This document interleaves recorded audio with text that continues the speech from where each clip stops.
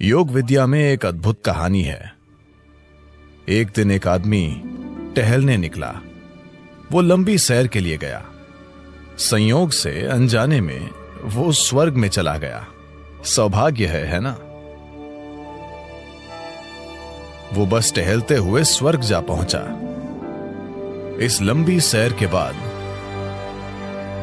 वो थोड़ा थक गया था, इसलिए उसने सोचा, अरे मैं थक गया हूं, काश मैं कहीं आराम कर सकता। उसने चारों ओर देखा। वहां एक अच्छा पेड़ था जिसके नीचे बहुत ही गद्देदार घास थी। वो सब इतना अच्छा था कि वो गया और वहीं लेटकर सो गया। कुछ घंटों के बाद वो जागा। अच्छी तरह से आराम मिल चुका था तो उसने सोचा, अरे आराम तो मिल गया, पर मैं भूखा हूं, काश मेरे पास खाने के लिए कुछ होता। और उसने उन सभी अच्छी चीजों के बारे में सोचा जिन्हें वो अपने जीवन में खाना चाहता था, और तुरंत ही वे सारी चीजें उसके सामने आ गईं। आपको यह समझने की जरूरत है कि वहां की सेवा ही ऐसी है। भूखे लोग सवाल नहीं पूछते। खाना आया और उसने खाया। पेट भर गया। फिर उसने सोचा, अरे मेरा पेट भर गया है, काश मेरे पास पीने के लिए कुछ होता। सभी अच्छी चीजें जो वो पीना चाहता था, उसने उनके बारे में सोचा और वे सभी उसके सामने आ गईं। पीने वाले भी सवाल नहीं पूछते, तो उसने पी लिया।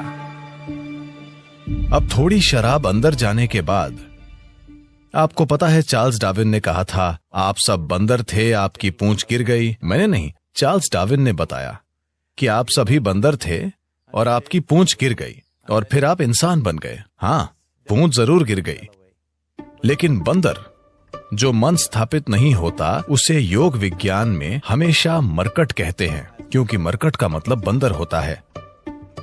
हम मन को एक बंदर क्यों कह रहे हैं? एक बंदर में क्या गुण होते हैं? बंदर के बारे में एक बात यह है कि वो बेवजह हिलता डुलता रहता है। बंदर के बारे में एक और बात है, अगर मैं कहता हूं आप किसी को देखकर बंदर की तरह कर रहे हैं, इसका क्या मतलब है? नकल करने वाला। बंदर और नकल ये दोनों शब्द एक ही मतलब रखने लगे हैं। तो बंदर के ये दो बुनियादी गुण वाकई ऐसे मन के गुण भी हैं जो स्थापित नहीं है। गैर जरूरी हिलना डुलना, आपको ये बंदर से सीखना जरूरी नहीं है, आप बंदर को ये सिखा सकते हैं। और नकल, मन हर पल नकल करता रहता है। तो जब ये दोनों गुण होते हैं तो एक मन को बंदर कहा जाता है। तो ये बंदर उसके अंदर सक्रिय हो गया।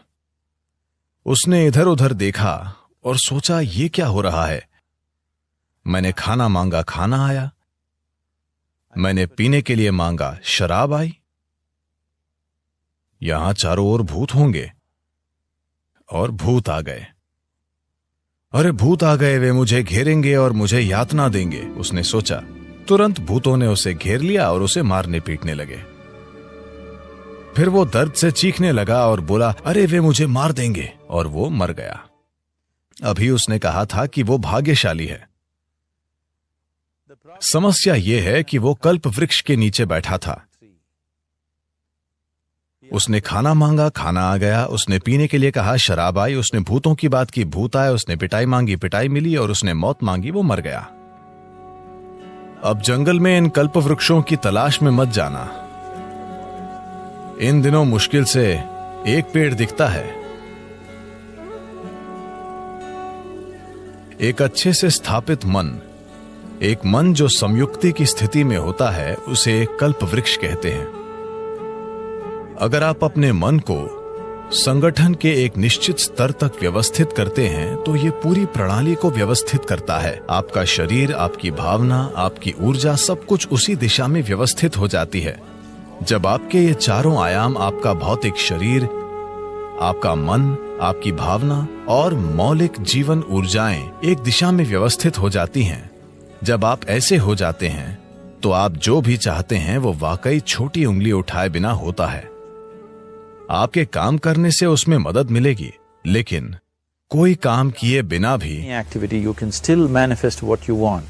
आप वो बना सकते हैं जो आप चाहते हैं अगर आप इन 4 आयामों को एक दिशा में रखते हैं और कुछ समय तक उन्हें उसी दिशा में स्थिर रखते हैं। अभी आपके मन की समस्या है कि हर पल ये अपनी दिशा बदल रहा है।